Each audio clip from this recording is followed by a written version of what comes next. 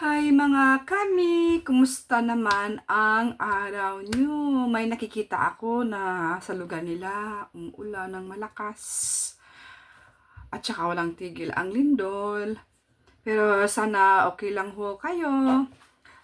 Ngayon ako ay magluluto ng pork steak. At saka may side dish po. Yun ay gagawin ko din ngayon. Ipakita ko sa inyo kung paano gagawin. Yun ay ang tzatziki. Okay po? Let's go!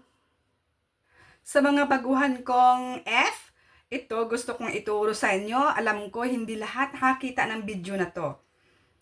Garlic po.